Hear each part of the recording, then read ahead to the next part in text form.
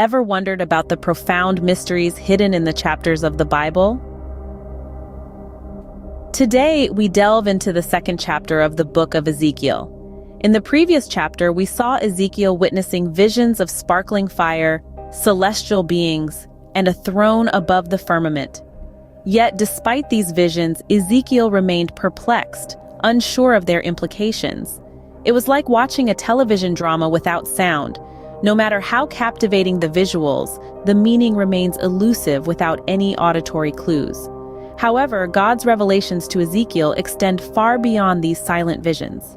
In this chapter, we see that when the image of the glory of the Lord began to speak to Ezekiel, a spirit entered him, enabling him to stand and hear the words of the Most High.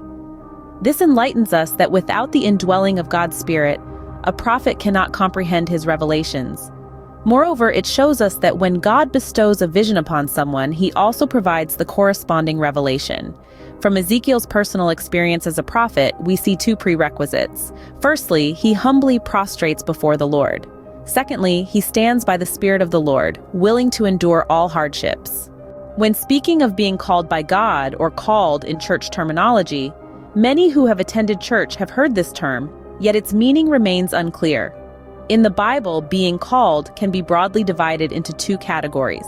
Firstly, the general sense of being called refers to God choosing his people from the world, leading them to recognize and renounce their sins and subsequently become saved individuals.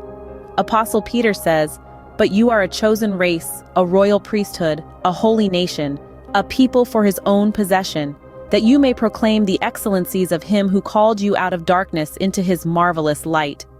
The second type of calling refers to a special selection by God, much like Moses, Jeremiah, Ezekiel, and Isaiah.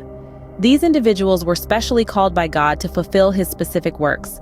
However, this calling is often a subjective and secretive process, known only to the individual and God. In many theological seminaries today, being called is not a prime consideration for admission.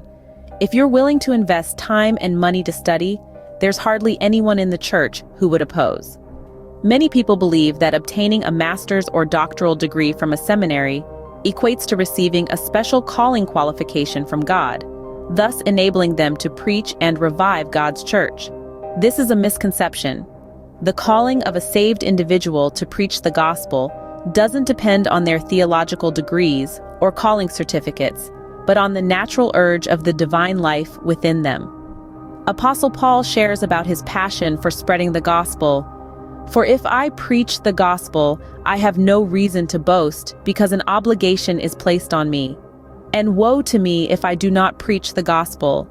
If I do this willingly, I have a reward, but if unwillingly, I am entrusted with a stewardship." In summary, the second chapter of Ezekiel enlightens us on the nature of divine revelations and the calling of God. It teaches us the importance of humility, the indwelling of God's Spirit, and the willingness to endure hardships. Above all, it emphasizes that the calling to serve God comes from a divine urge within, not from worldly qualifications or certificates. Let these insights guide your understanding and interpretation of the Bible, and may your spiritual journey be enriched.